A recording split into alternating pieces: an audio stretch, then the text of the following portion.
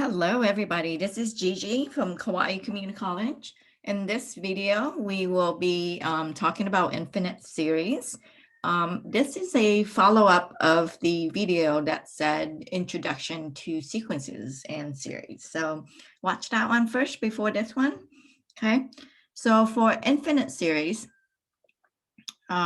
it has what we call a sequence of partial sums, meaning the infinite series is a sum of these terms, right? So when you have k equals 1, we have a1. K equals 2, we have a1 plus a2. K equals 3, then s3, which is the third partial sum, would equal to a1 plus a2 plus a3, the first three terms, and so on. So when we are visualize this sequence of partial sums, we would say that if the sequence of partial sums Sn converges to some number L, then the value of our infinite series, okay, the whole entire sum from k to infinity, will also converge to L.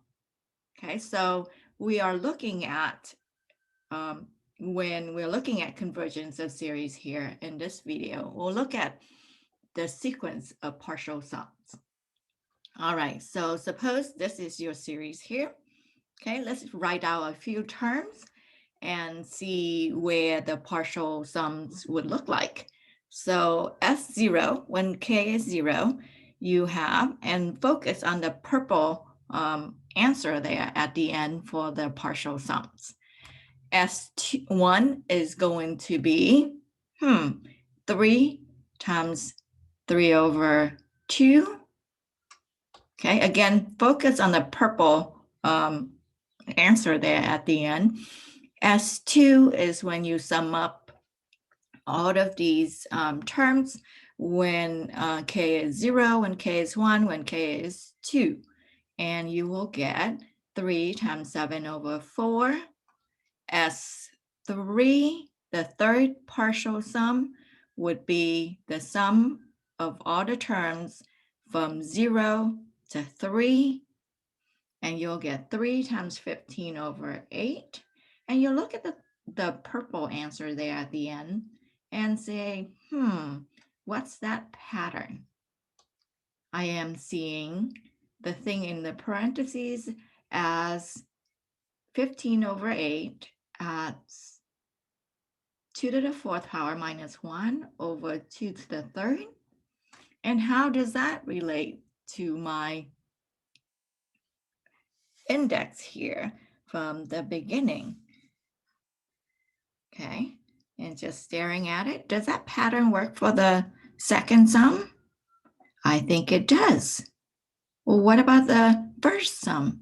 Yes, that still works. Well, what about S sub 0? That's just 3. There's no fraction there. How does that work? Still works. S of 0 is 1, right? 2 to the 0 power is 1. Actually, that's not what I meant to say. 2 to the 0 power is 1. 2 to the first power is 2. 2 minus 1 over 1 is 1. So 1 times 3 is still 3. That still works.